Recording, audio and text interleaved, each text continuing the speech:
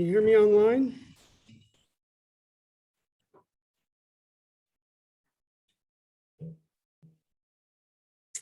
Okay, great. All right, I'm going to share the screen and then we'll get started.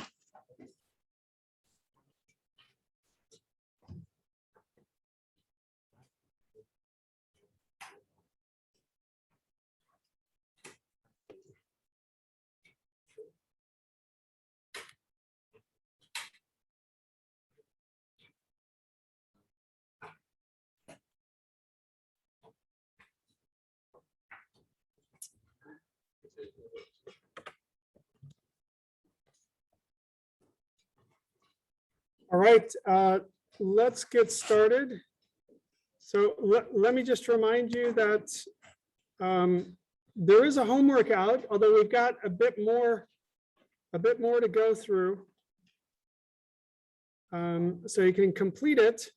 I have an October 25th, which I think is next Monday, but I'll probably push that off because we do have a bit more that we need to get through before you can complete that homework. So it'll probably be pushed off to either next Wednesday or the Monday after that. Now, in 2 weeks from today is what? Second midterm, yes. No, everybody's excited about that. It's going to probably have it in all your classes, right? Everybody uses the same timing.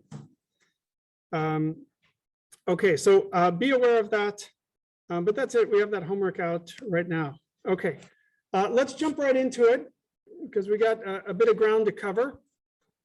Let me remind you what we've been talking about. And we've been going through the binomial model. Let me just get way back to the beginning. Binomial model, really good model, very powerful model, but very simple too. That's why we love the binomial model. We're going to see that we can do basically anything we want to do in terms of pricing with the binomial model. So that is American options. We're going to be able to handle that. Very, very nice model. So let me just remind you of the binomial model. What is it based upon? This is like our building block. Our building block was the single step of the binomial model. And in the single step of the binomial model, we had, what did we have? We had that the stock starts at a value and then it can go up by an up factor or down by a down factor. We looked at the call. The call, of course, depends on the stock. We went through a replication argument. We had our hedged portfolio. H was the number of shares that we needed to be hedged against a short position. We had a formula for H. And so let me just cut to the chase here. We had some key formulas for H. H was the hedge ratio. The book shouldn't call it the hedge ratio. I don't know if I mentioned this before. I'm calling it the hedge ratio because I'm following the book. It should be called delta. We're going to see this is the delta of the stock. Okay. But they call it the hedge ratio. That's just confusing. But anyway, so that's the number of shares we need to hold in order to counteract a short position in the call. So we have a formula for that, pretty simple formula. Difference in the call in the up and the down state and the stock in the up and the down state. And then we had our risk neutral pricing formula.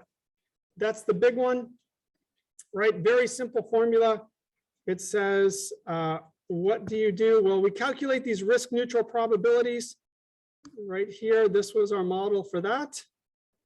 And then once we have those risk neutral probabilities, we price an option by basically imagining that they're the real probabilities. P is the probability that I go up. If I go up, I get the value of the call in the up state. That's what this term is here. 1 minus P is the probability I go down. If I go down, I get the value of the call in the down state. Add those together and then just discount them as if they're risk-free. Discount them using the risk-free rate. Okay, and that was our formula. That's the key formula. This is the big one. It's our risk neutral pricing formula. This works for a single step. Okay, and so we went through this. We went through examples of this. We went through the arbitrage argument last time. And then I showed you this picture, and this is what they do in practice. So in practice, you don't do a single step. That's not realistic. What you do is you set up an entire lattice where there are multiple steps, right? And each one of these is a little single period lattice. And we just repeatedly do the single period, okay? And so we illustrated that by going to a 2-period binomial model. And this was our picture of the 2-period binomial model. And we ended right at the end of this. So I want to review this briefly, and there were a couple more calculations that I wanted to do. So I want to do those. Then what I think I'll do is pause for a second, and I'll show you how you can set this up on Excel. Okay, and you'll see that when you set it up in Excel, it's like it's made for Excel. Okay, and so if you actually go on Wall Street or whatever, you will see them using this binomial model. They'll have it set up, probably not Excel. They'll probably have it set up in some other languages, which is a little bit faster to compute things. But this is what they'll be doing, and they'll be doing these calculations. They'll probably be using a minimum of 200 steps. But these are the calculations that they will be doing if they're using the binomial model. All right, so let me remind you of this just a second. The two-period binomial model says the following. I've got two steps. Here's the first step, and then the second step. It can also go up or down. And I tried to lay this out in a very, sort of cookie cutter, step-by-step fashion, how you should solve things on these lattices. So step one was we're going to calculate the stock prices in the lattice using the up and down factors. Okay, and so we did that. And so that sort of completes the lattice like that. Step two was calculate that risk neutral probability, because it only depends upon U and D and the risk-free rate. So I can calculate that. And then I associate that with the lattice as well. That was in green, right? Like here and here. So I associate that with any of the up and down moves on the lattice. And then once I have that, the last step was work backwards, step by step, single step in the binomial lattice by single step. When I say work backwards, that is always start at expiration. That's what we did. We started at expiration, and I did these in the blue color. Start at expiration, calculate the payoff of the option. Now, what do I mean by work backwards? Then you go backwards a single step, right? And you recognize, hey, this is the same as the single step lattice the single step binomial model that we just did before. And I can consider this point here the starting of that, and this can be my up direction, this is my down direction, and I apply that risk neutral pricing formula. Okay, so that's what we did down here. We did that for the up node, right? And I just applied that formula. This is our risk neutral pricing formula. So I did it for the up node, that gave me a value at the up node. I did it for the down node, that gave me a value at the down node. Right, so those were these values right here. There was the value of the call in the up state, the value of the call in the down state, and then continue to work your way backwards. Once you've filled those out, now step back to this one right here. And you see that that's another just single step. So I can use the same formula. So I use the same formula there. That was to get the price at node 0. At node 0, in the up state, what is the value of the call in the up state? Well, I calculated that previously. That's sitting there. What's the value of the call in the down state? That's there. I just plug into the formula, and that gives me the value of the call initially. Okay, so those were the steps. We start at the end, and you just work your way backwards, single step by single step. All right, you guys remember that? Everybody was okay with that? And you guys can do that. We're going to do it on Excel a little bit later. But before I do that, I'm going to show you one more calculation. There was another calculation that I had associated with this example. And I'm going to call this step 4. And step 4 is, I'll call this an optional step, but one you might want to do. And this was calculate the hedge ratio. Again, they should be calling this the delta of the option. I don't like that they call it the hedge ratio, but I'll use their terminology for now. Calculate the hedge ratio H at each node. And by a node, what do I mean? I mean the up and the down states and things like that. I'm calling those a node.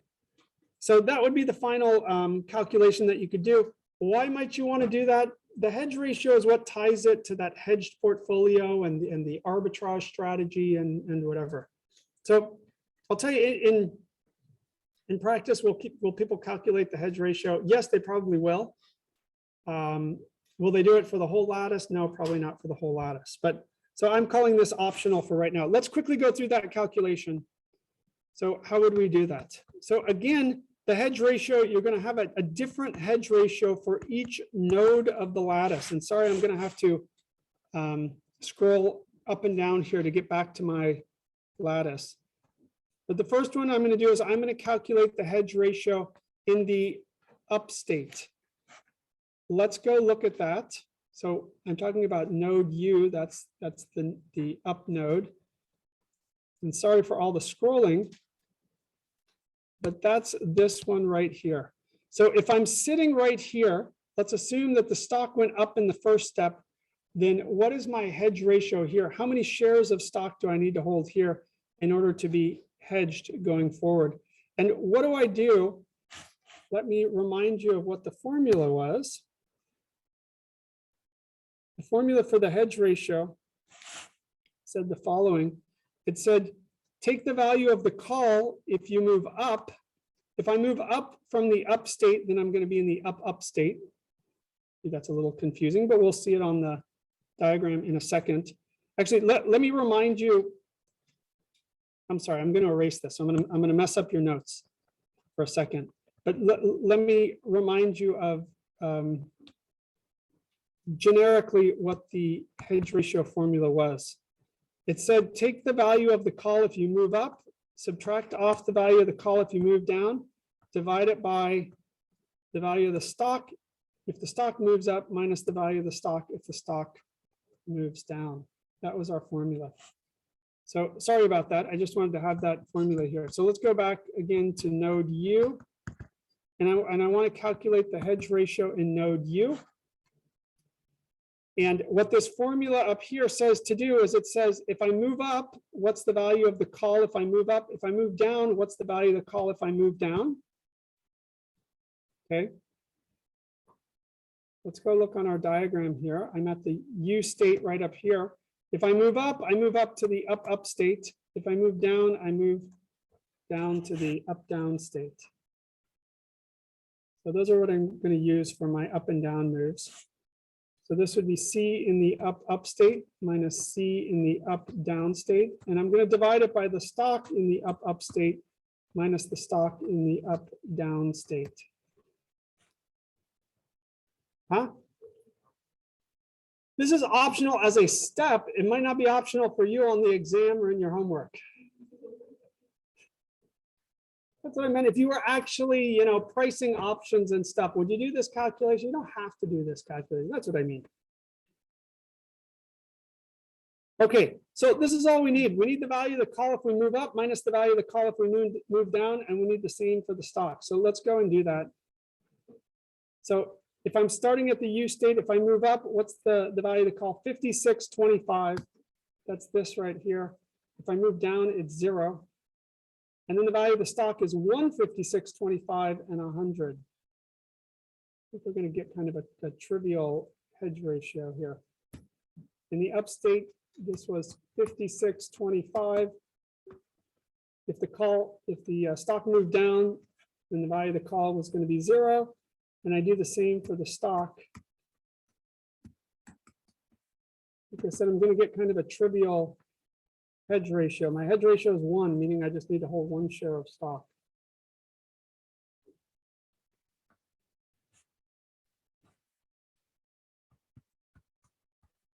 Okay, I do the same thing to calculate the hedge ratio in the down state. And again, I'm working my way backwards. So in the down state, let's look at that. Again, it's the same calculation. What do? I imagine that I'm sitting here in the down state. If I go up, what's the value of the call after I've moved up? If I go down, what's the value of the call after I've moved down? There's 0 in both cases. Okay, but then I would divide that by the value of the stock in those. So again, the formula says this would be the value of the call. If I'm the last minus the call if I move down, divided by the value of the stock if I move up, minus the value of the stock if I move down. And in this case, I'm going to get 0 minus 0. Again, I'm going to sort of get a trivial answer. And I think the stock value was 100, and in the other one it was 64, if I did those right. I'm going to get 0. You guys follow the calculation that I'm doing? Yeah, so let me remind you again what the up state and the down up and up down and all that crazy stuff is. So what I'm talking about here is we have a multi-period lattice. We're doing a two-period model, which means it's not just that I go up and down and then I stop. Here, what happens is there's a first period, and in the first period I can go up or down, and then there's a second period in which I can go up or down. So if I enumerate all those possible paths, what are the possible paths? Well, I could go up in the first period and then up in the second period. That's what I'm calling the up state. And then there's the up-down state. And then there's the down-up state. Down-up state is the same as the up-down state. You get to the same point. And then there's the down-down state.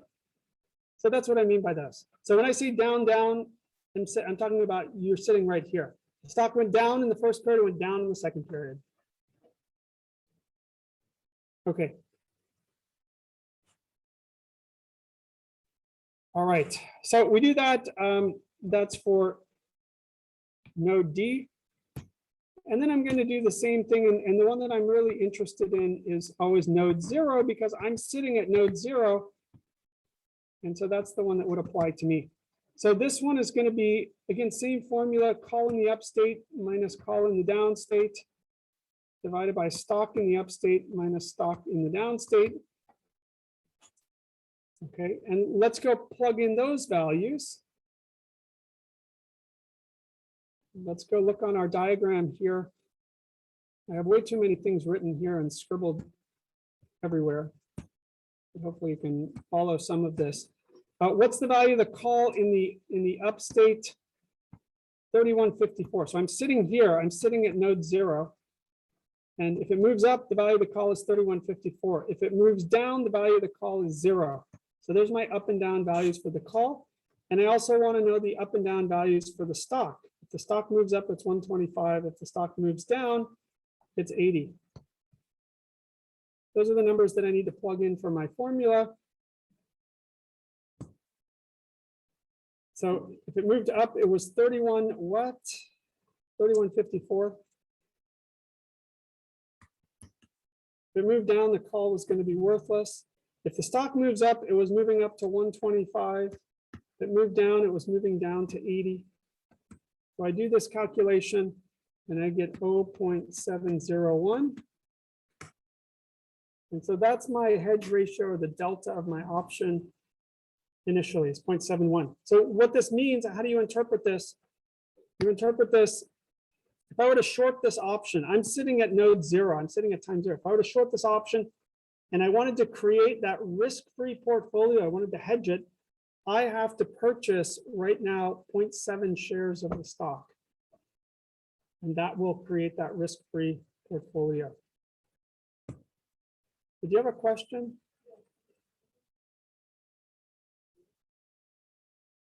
Five or six, maybe? I'm joking. No, 2 would be it.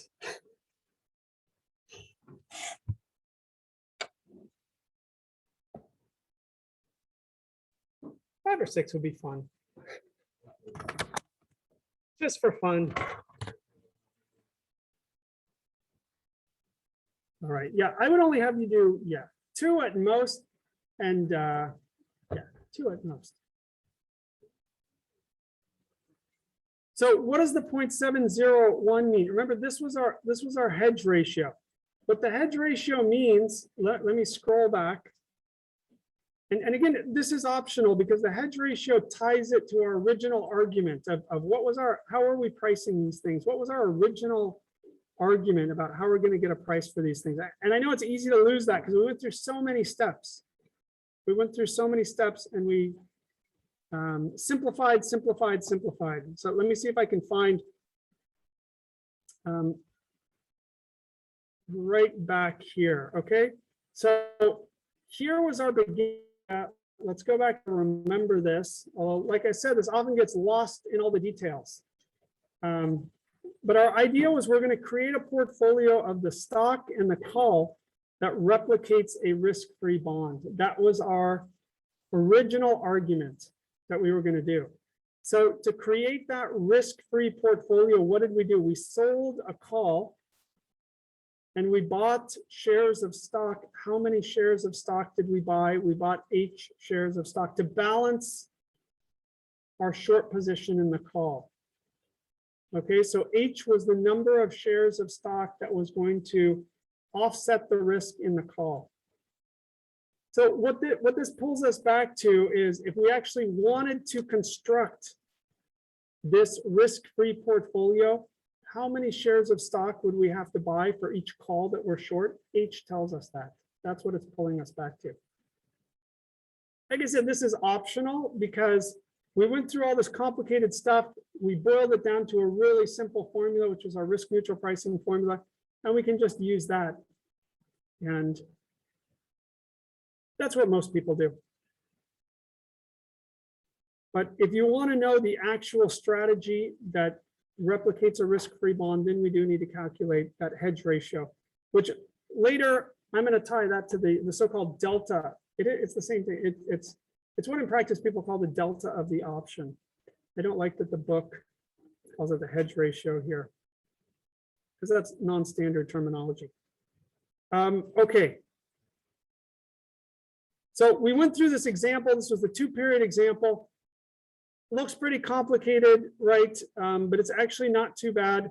And what I'm going to do now is I'm going to pause for a moment. I'm going to pull up Excel. You can do this with me if you have your computer in front of you. If you don't, that's fine. Just a couple of comments. I'm going to do it in Excel. When you do the homework, don't just go to the Excel and plug in the numbers.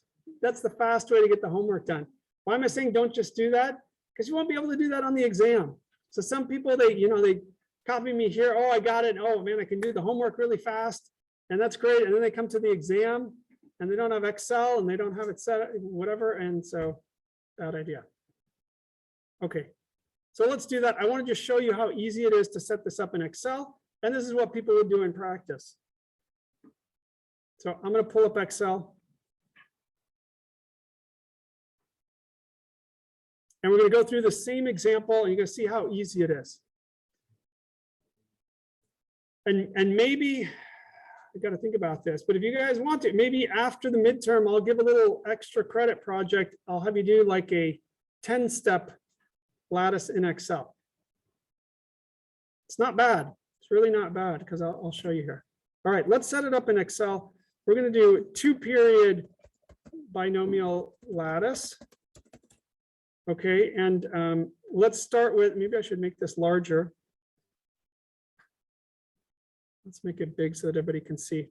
And what I'm going to do is first, I'm just going to grab some of the basic information that you need for the problem. So you need a risk-free rate. So let's do that. So R, and what do we say? 7%. That's the risk-free rate per period, by the way, each step of the lattice. We had up and down factors. So here's U is 1.25, D is 0.8. What else did we need? We needed a strike price. Actually, let me put in the initial price of the stock first. The initial price of the stock was 100. So I'm going to call that S0. S0 is 100. And we had the strike price. The strike price, we took that to be at the money. This was the basic information that we started with. Everybody good with that? All right. So then what do we need to do here? So if you're doing this in Excel, let's go down. Let's follow our steps.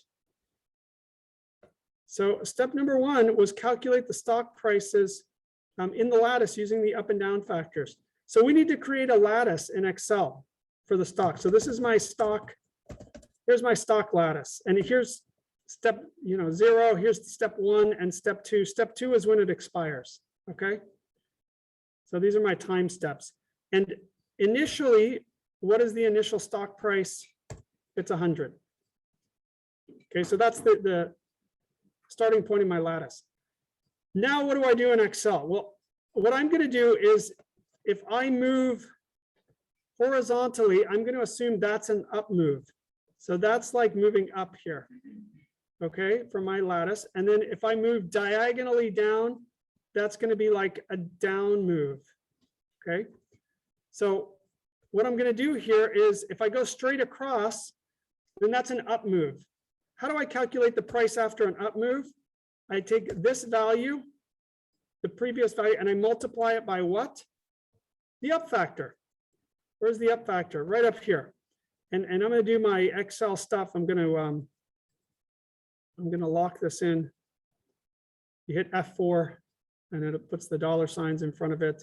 And I've got that. And so that would be moving up once, but I can go up, up, right? So there's if I move twice. I just copied the formula over because once you have that formula in where it just says, take the value to the left and multiply it by the up factor, then I can just drag that across. Everybody okay with that? And then right here, this is going to be like my down move. So here, what I'm going to do is I'm going to do this, that times the down factor. Got it? So that's 80. All right, so this is the down state. And then if I move straight across to here, how do I get to straight across here? That is this value multiplied by what? What should I multiply? This is an up move. Remember, my straight across was an up move. So I'm going to multiply by the up factor, right? And then this one right here, this is what I'm considering a down move. So this one I'm going to say is equal to this times the down factor. Okay. So this here, I don't want you to mix this in with the lattice. Let me put like a double bottom. B12. Yeah, B12 was just, I started here and I moved down. So I take the initial price, A11, and I multiply it by the down factor. So every time I go diagonally down, it multiplies by the down factor. Every time I go straight across, that's my up move. I multiply that by an up factor. And so this is the lattice at the end. This is expiration, is right there. And so if I compare that to the lattice that we did in class, I should have the same value. So the stock, if I went up, up was 156.25. Up, down should be the same as down, up. That was 100 and then 64. Do we have that? 156.25, 164. Everybody okay with that? That was step one. You good with it? You don't have those numbers? Do you have these numbers?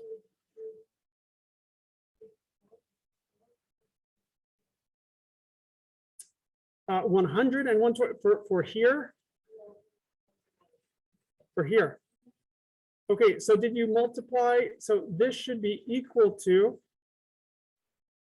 your starting value. And then this was a down move, so you should multiply it by the down factor. Oh, wait.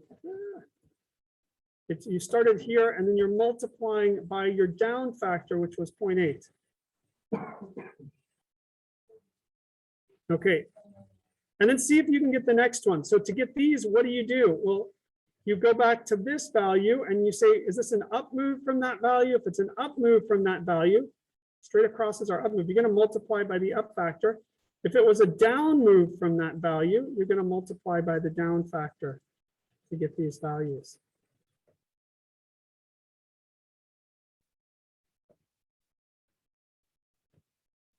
Once we have that, that was step one. That was step one. So see if you can replicate that. That was step one. Let's look at step two. Step two is to calculate the risk neutral probability P.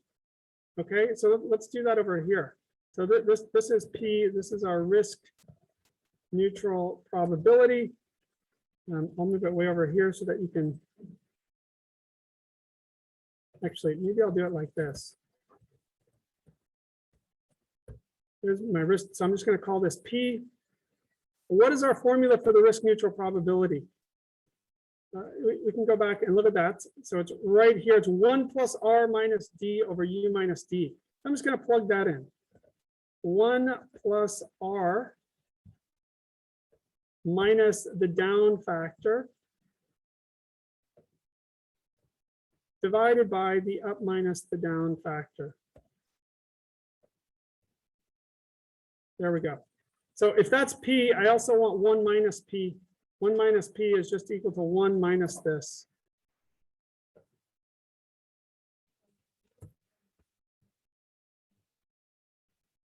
Oh, I should hit, what is it to show? It's,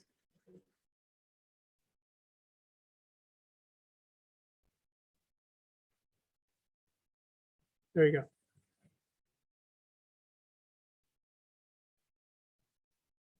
But all I'm doing is I'm just plugging into that formula. That's all I'm doing. Okay, you guys okay with this? So that was step 2.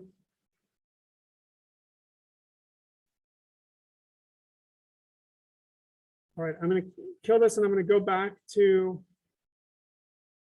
it should get 0.6.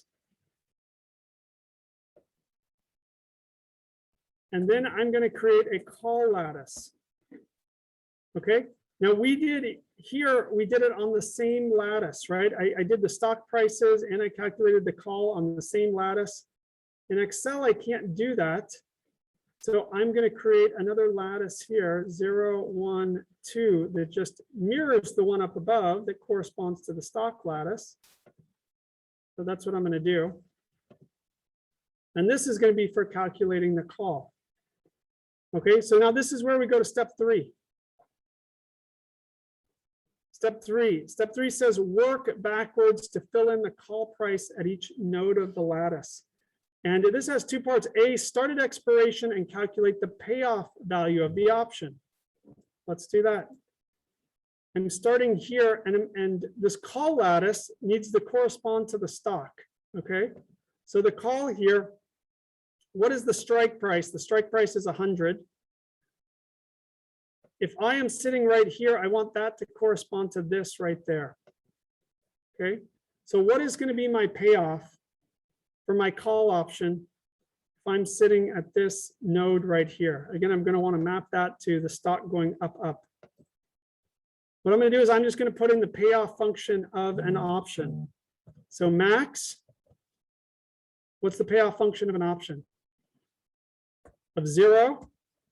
And then the stock price, what's the stock price? 156, right? Minus the strike price. Strike price is right there. I'm going to fix the strike price. I'm going to do that F4. It's going to put the dollar sign so the strike price won't move. That's the payoff function of an option, right? Let's put it in as a formula in Excel. How's that? So I get the 56.25. Once I have it as a formula, I can just copy it down. And now I'm going to get the 0 and 0, and that corresponds to these prices here. Is everybody able to do that? So I've got that right there. So that was the step, start at expiration and calculate the payoff value of the option. Okay, so I've got those. Now I just need to work my way backwards node by node using the risk neutral pricing formula. So here you go. I'm going to start at this node. Okay, and so this node here, this is my up node. Why is this my up node? Because this corresponds to this node right here, which is if I did a first move up. So this was my up node. What does the risk neutral pricing formula say to do? Let's go look at that. Here's the risk neutral pricing formula. It says take 1 over 1 plus the risk-free rate. So I'm going to put equal to 1 divided by 1 plus the risk-free rate. Again, lock that one in, hit an F4, because the risk-free rate, you don't want that sliding around in Excel, that is. Okay, so that's the 1 over 1 plus R. And then I need to take the risk neutral probability multiplied by, if I move up, plus 1 minus P multiplied by if I move down. So I'm going to take that risk neutral probability. That's if I move up. Again, I want to lock that in. I don't want that to slide around. Multiplied by, where do I go if I go up? For me in Excel, going up is going straight across to C17. I was at B17 and it's just go right over here. Remember, a sideways move was my up, plus 1 minus this. Again, I'm going to lock that in. That is the down move. And the down move is going diagonally down. That's my risk neutral pricing formula. Okay. Put that in, I get the 3154.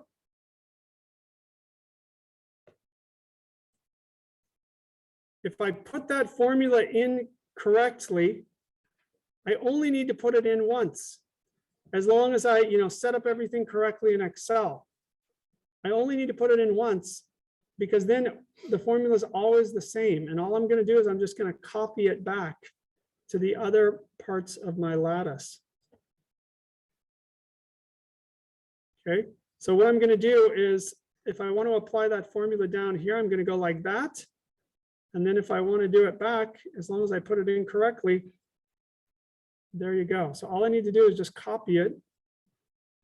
And I get 1768. What did we get? What did we get? Is that what we got? 1769, close enough.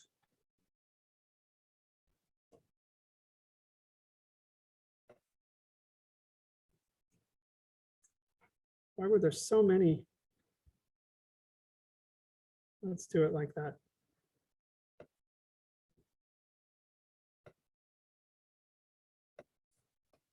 All right.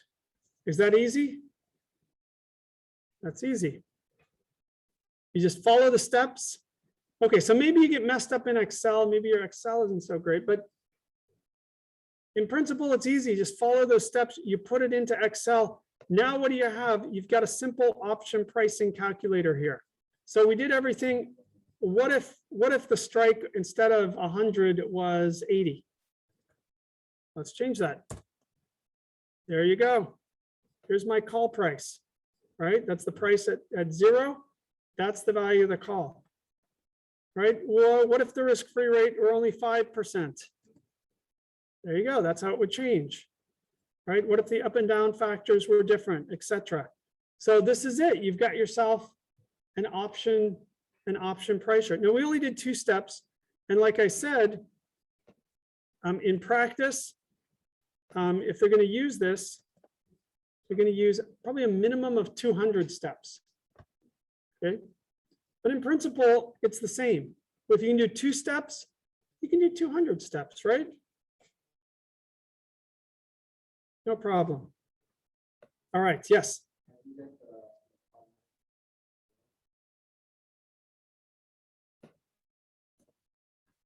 You want to see the formulas? It's the same formula. It's that risk neutral pricing formula. And that's why I said, once you enter it in once, as long as you make sure in Excel you don't have things, cells sliding around and stuff like that. You put the dollar signs in the right place. This is the 1/1 plus R times, this is the up probability times the value in the up state plus the down probability times the value in the down state. It's the same formula. It's the same formula as right here. So in Excel, all you do is this: you grab the little corner and you just drag it back. Yep. Maybe we need to work on our Excel tricks. Lots of times you guys are better than I am at Excel. Okay, so that's it. See how simple that is? All right. If you use this in your homework, if you did it here and use it in your home, make sure you know how to do it on the exam. That's more important. All right, so let's save this. But you can see it's very, very easy to do in Excel. That's why this is such a great model. That's why people love the binomial model. All right, you guys okay with that? Not really, but whatever. Keep moving along. All right. So we did it for call options, right? Any difference for put options? The answer is no. Same procedures. And so let me make a comment about that, and then we're going to move to American options. All right, so let's talk about put options. And I'm just going to make a comment, but then we'll do an example. We're actually going to throw in more complication by making it an American put, where you can exercise early. and then we'll see what happens there. So I'm just going to say exactly the same procedure.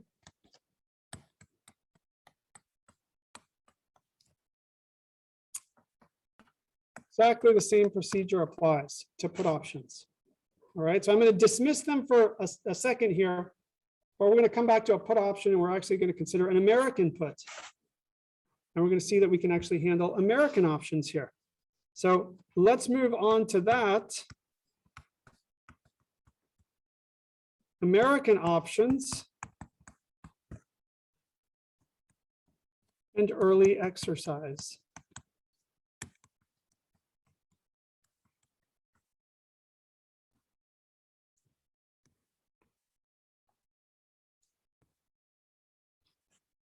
All right, let me give you the idea first, and then we'll work through the example. We'll do a 2-period American put.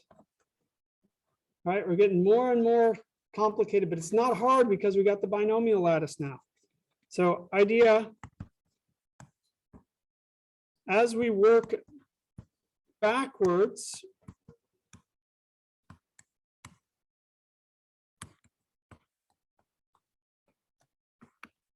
through the lattice,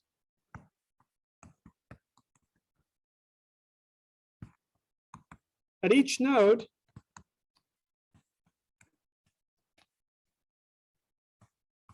we're going to check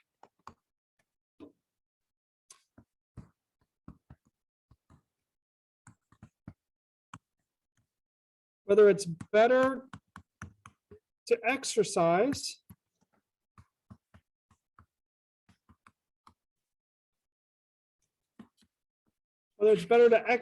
the option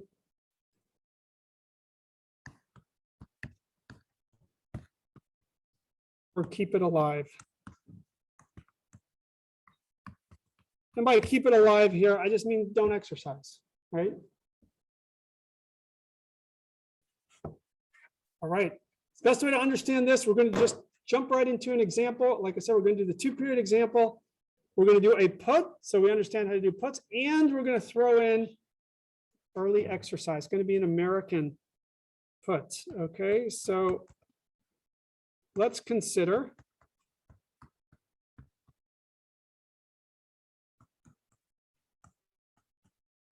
let's take the same numerical example.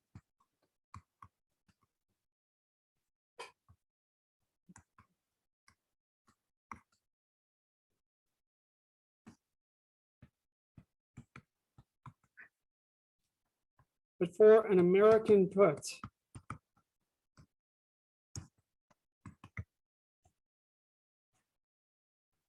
Okay. Why are we using a put here? I want to remind you guys of something. Why are we using a put? What if I said, let's take the call option and let's make it an American call?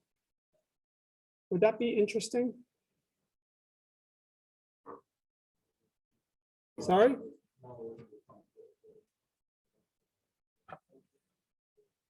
No, wait, I think somebody said it. That's right. Unless we say that the stock pays a dividend, will you ever exercise early? No. So unless the stock, and we didn't assume that a dividend was paid. So I'm trying to remind you guys of the result that no early exercise of an American call on a non-dividend paying stock. Our example, if I had just switched and said, okay, now it's an American call. You look at it, but wait, it didn't pay a dividend. So I would just get that you never exercise early. So it wouldn't be illustrating anything, right? So that's why I've got to go to a put here because it's not paying a dividend. So I've got to go to a put. Otherwise, we won't see any early exercise. It won't be an interesting example. So anyway, I was just trying to remind you of that result. That's an important result. So we're doing a put. Here are our numbers again, and we're going to draw the lattice and everything.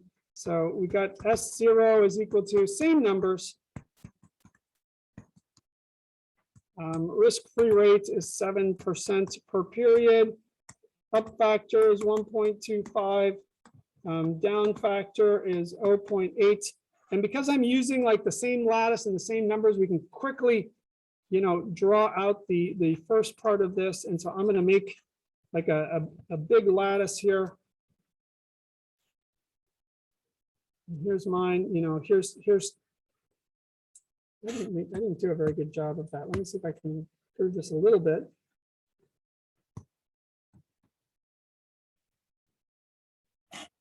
So I still didn't do a good job, but this is my node 0, right? This is my up node, this is my down node, and there are 2 steps. So this is the up node, right?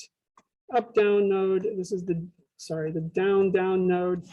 This is expiration right here. This is capital T, and I've got these 2 steps. And same example as the previous problem. So I'm just going to plug in step 1 and step 2. Okay. So step 1 was what? Step 1 was, what are the stock prices on the lattice? So we started at 100. And then if it went up, we had the up node was 125. If it went down, S in the down state was 80. S in the up state was 156.25. Again, same numbers in the previous example. So I'm just zooming through this. This was 100, and S in the down state was 64. We got that from the previous example. And then we had already calculated, what had we calculated? The risk neutral probabilities.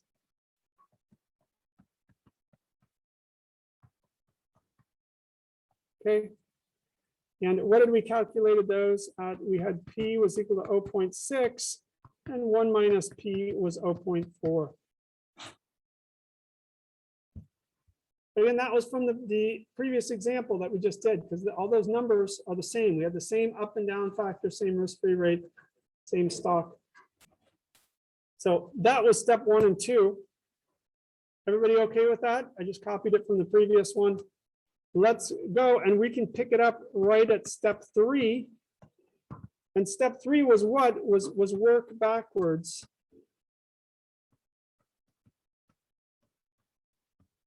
Was work backwards. And what was part A? Part A was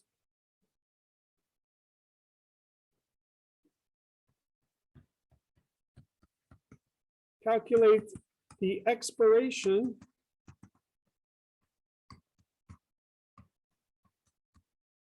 value of, in this case, it's a put, of the put. And so what was the expiration value of the put? It's max.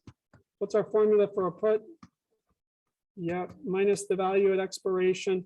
And what I'm going to get, what I don't want to be too confusing here is I'm going to have a capital P for a put, and I have little p for the risk neutral probability.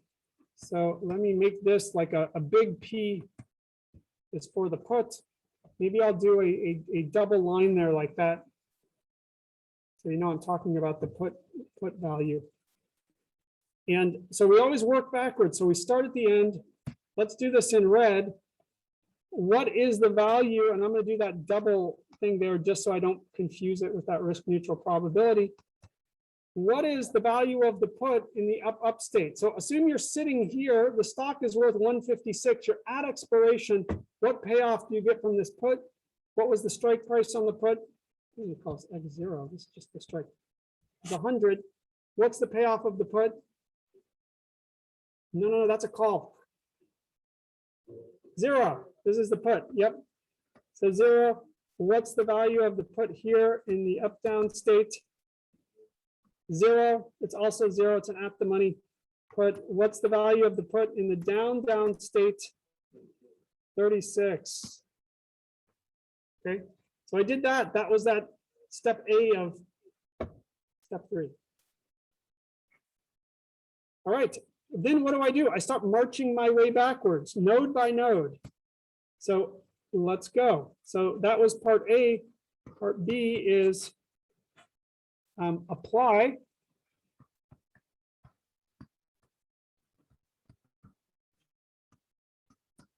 I'm going to apply risk neutral pricing node by node.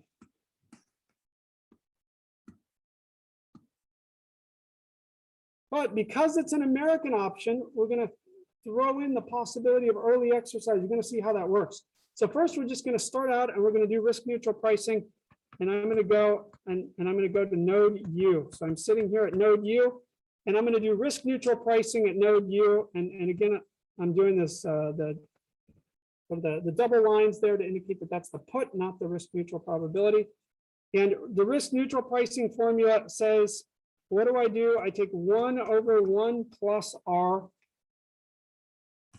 and I'm going to multiply it by the risk neutral probability that I move up times the value of the put in the up state plus 1 minus P is the risk neutral probability that I go down times the value of the put in the down state. So what does this correspond to? This corresponds to, I went to this node U, and if I'm sitting at node U, then this just looks like a single step model where the probability that I go up is that risk neutral probability, and the probability that I go down is 1 minus P. And so I'm in this setting. Okay.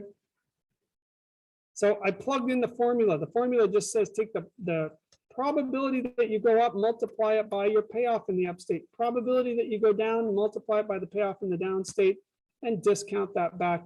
In this case, I get something that's pretty trivial because it's 0.6, but the value of the put in the up state is 0, and the value of the put, if I move down, is 0. So I'm going to get 0. Okay. Everybody okay with that? I'm just applying that risk neutral pricing formula from that node. But here's where the American option part comes in. I say, wait a second, this is an American option, so I can exercise it if I want. So let's check out how valuable it would be to me to exercise early. So let's talk here about, let's do a little calculation. Early exercise. How much do I get for early exercise? Let's go check it out. I'm at node U. I'm sitting right here. Okay. What is the stock? What's the stock worth? 125. This is where I'm sitting. What's the strike price on my put? 100. What if I exercise this put right now? Would that be a smart thing to do? No, that would be a dumb thing to do. I would be selling for $100 something that's worth 125 if I exercised early. In fact, my early exercise value, if I did that, would be X minus the value of the stock in the up state. That would be 100 minus 125. But I would actually lose $25 by exercising right now. That's a dumb thing to do. I'm not going to do it.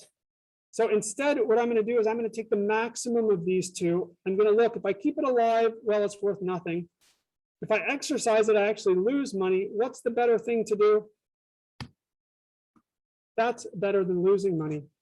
So this is the value that I'm going to use in the up state. So I'm going to go to that node and I'm going to say, look, the value in this node is 0. Okay. So that was node U. We just keep on doing this procedure. Let's go to node D. Okay. So let's go to node D. So now I say, what if I'm in the down node? So if I'm in the down node, again, I'm going to price my put. I use the risk neutral pricing formula, 1 over 1 plus R. There's my risk neutral probability of going up. If I go up, I end up in the down up state because I started in the down state. If I go down, I end up in the down state. Let's plug in numbers for these. 1.07. The risk neutral probability of moving up is 0.6. Let's see what I get if I move up. So again, I'm starting in the down state right here. If I move up, what is the put worth? 0.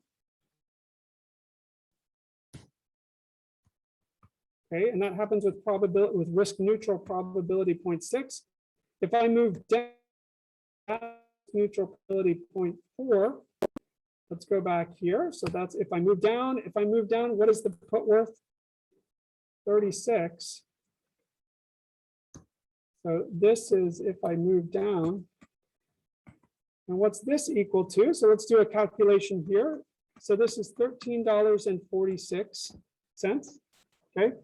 So this is the value if I keep the option alive, because this value depends on, whether it moves up or down, whether it continues on. What about early exercise?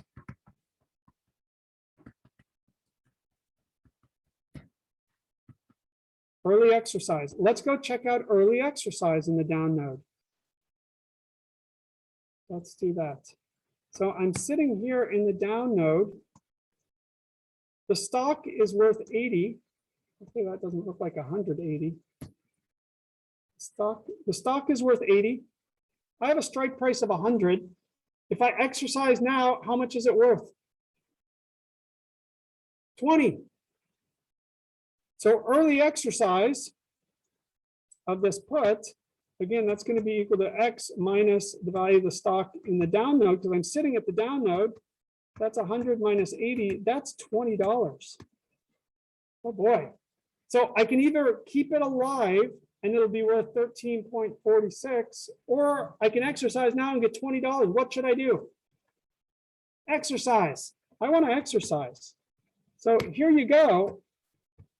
This is an American option. I'm going to exercise. My put, if I hit here, is going to be worth $20. And I'm going to make a note to myself. I should exercise right there. Right? So that if I actually have this option and it goes down to 80, then I've got the note to myself, oh, hey, I should exercise early. So we're not only going to get the value, we're going to get the optimal early exercise strategy as well. All right, so here we are. It's worth 20 in the down state because I know I'm going to exercise. Keep on working our way backwards. We're not in the down or the up state. We're back at time 0. So let's get the value at time 0. So let's go back to node 0 where we're sitting. Node 0. All right. So node 0, I got the same formula. I just apply that risk neutral pricing formula again. 1/1 plus R. Risk neutral probability of moving up times the value of the put in the up state. 1 minus the risk neutral probability of that up move times the value of the put in the down state. Let's plug into this. 1/1.07. The probability that I move up is my risk neutral probability of moving up is 0.6. So if I move up, what is the value of the put in the up state? Because this is I go up, it's 0. Let's go down, let's plug that in. So this is my up move, this is 0 plus risk neutral probability of moving down, that was 0.4. What is the value of the put if I move down? 20. Remember that came from early exercise. So it's actually going to be worth 20 there. I'm going to plug that in. What do I get? I'm going to get $7.48. And that's going to be the value of my put at time 0. Now I could check it for early exercise initially, but typically if it made sense to exercise it early initially, it wouldn't exist. It would have been exercise, but we could check that. We can check that and let's see whether it would make sense. So we just calculated that the put should be worth $7.48 initially. Okay, I can compare that. If I exercised it at node 0, how much would I get? I'd get nothing because the stock is 100 and my strike price is 100. So we verified here the value of the put, $7. What did I say it was? And 48 cents. I just priced an American put. Early exercise, it told me when to exercise early, gave me the optimal strategy, and it gave me the value of the put. Pretty good, huh? You agree? Yeah. Very good. I mean, yeah, this is what you'd want to know, right? you asked, are we still talking about options? Oh, no, this is it.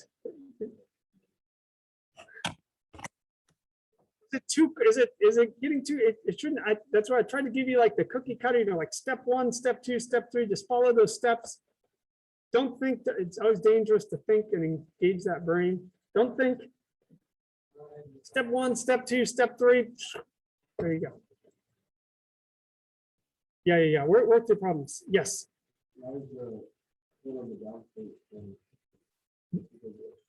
Because you're exercising early. Yeah.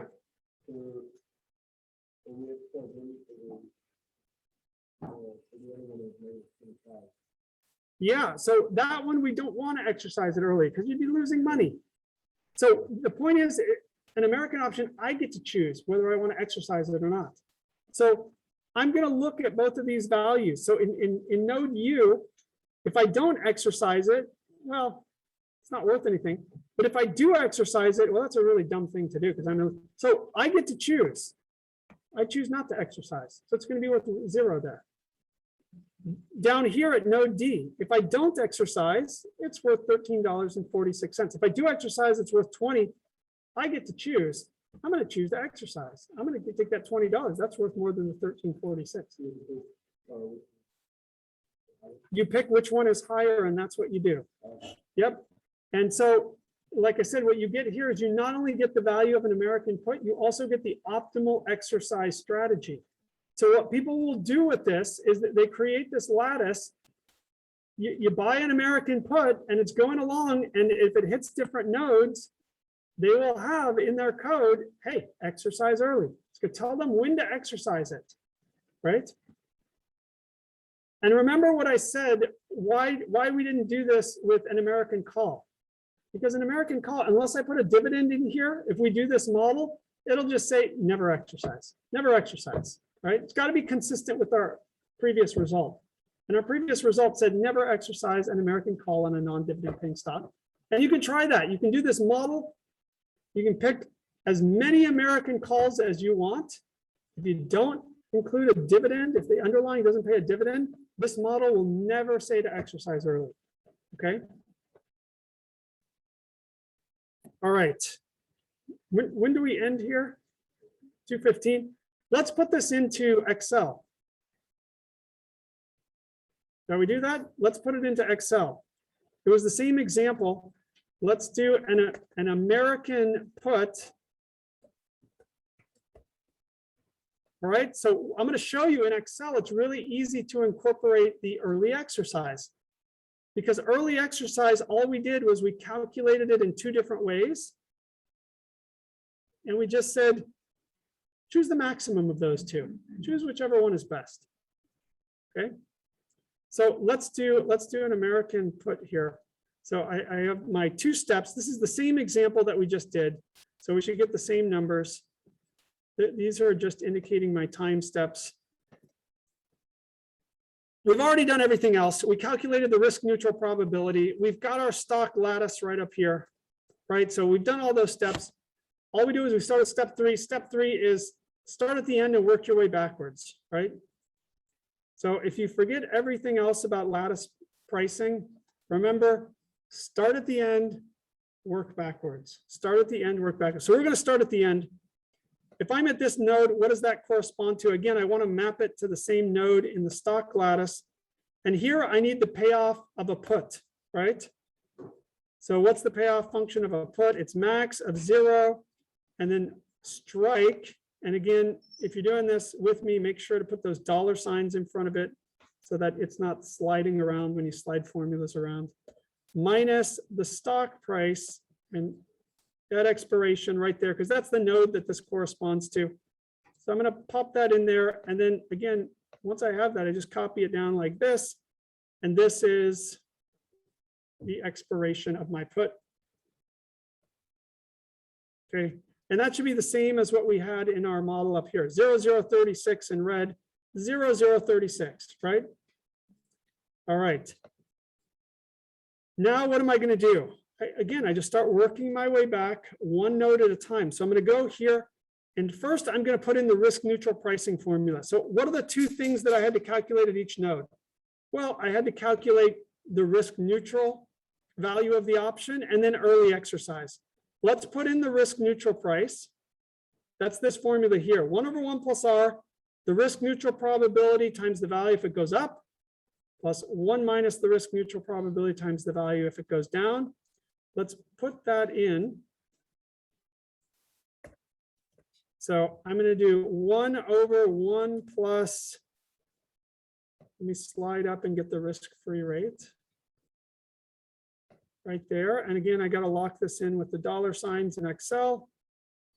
And then I take this times the risk neutral probability that I move up. Again, I need to lock that in, times what was an up move in my Excel spreadsheet. It was moving straight across. That was my up move. So that's going to be to C23 plus a down move, the probability of a down move. Again, I need to lock that in, times what was my down move? My down move was diagonally down like that. Okay. This was my risk neutral pricing formula. I'm going a little bit fast here, but this is what it looked like, right? So I plug that in and I got 0. And just to verify that, I'm going to slide it down here. I got 13.45. I just want to make sure those were the same numbers that I got here. Yeah, we got 0, 13.46 when I plugged in the risk neutral pricing formula. But what am I missing here? It's an American. I can exercise early. Okay, so let's go, and I need to modify this formula. So I'm going to come up here and I can say, I can choose the maximum of this formula, or I don't know if you can see that, it's probably pretty small up there, but I put a maximum of that formula, or what's my other choice? Exercise early. Exercise early. And so what is the value if I exercise early? That was right here. It's X minus the stock price. So I'm going to choose that, and the maximum of either that risk neutral pricing forward, that's keeping the option alive because that's dependent on moving up and down and continuing on, versus if I exercise, what is it? It's the strike price here. Again, lock that in with the dollar signs, minus whatever the stock price is. And that Excel is doing the maximum for me. It's going to choose which one is better. So I'm going to put that in. And then once I have this formula in, again, I can just copy it all around. And there it chose the 20, which was the early exercise value. And I copy it back over there. And boom, I'm done. And if I wanted to make this fancy, what I would do is I would somehow indicate that it chose to exercise early. Because then if I'm using this, then I know, oh, you know what? The stock price drops down to 80. My model says if I've got a put, I should exercise it. I should exercise it early.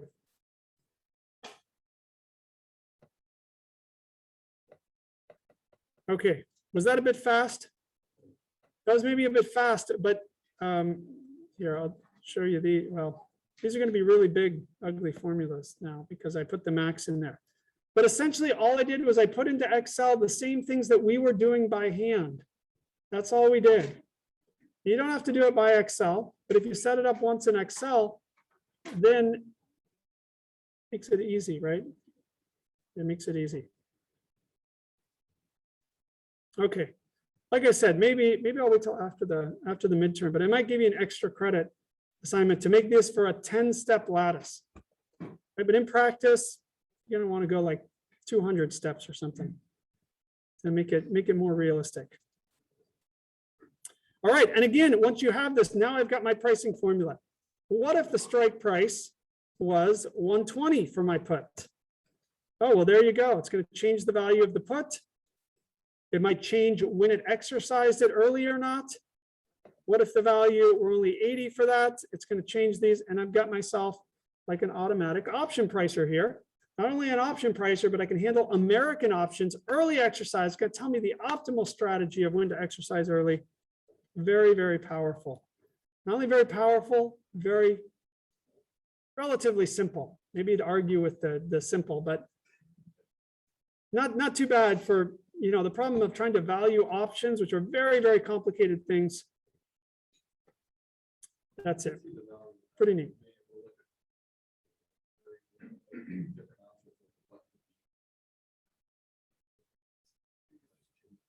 You can not only change variables, right? But say your most equity options, almost all the equity options are American, right? So then the question is, you hold some of these, you got like a put or something. Should I exercise it, or should I sell it, or should I hold on to it? Right? You're holding a put. When should I exercise this thing? Right? This will tell you when you should exercise it. Right? And imagine before we hit this lattice, that's a super hard problem. How in the world should I know when to exercise an option? Okay, so this is a model. This tells you exactly here's when you should exercise it. So very, very good model. All right, I don't have enough time to continue on here, so I'm going to stop here. But we're getting closer to the end. I mean, this is pretty much it for lattice pricing. So we've got a couple of other things we have to deal with. I'll show you briefly how to include dividends in a lattice. Not too bad. There are different ways to do that. But then the last thing we want to do is we want to tie these models into the actual stock price, because here I'm just giving you an up and a down factor. That up and the down factor should reflect the actual movement of the stock. So how do we do that? So those are the last things that we have before we end up leaving this topic.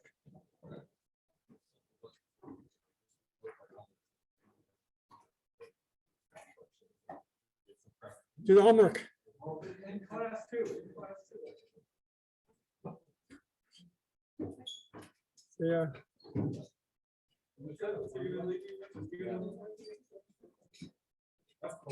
Were you planning on not doing the homework? Were you planning on not doing the homework? No. Yeah.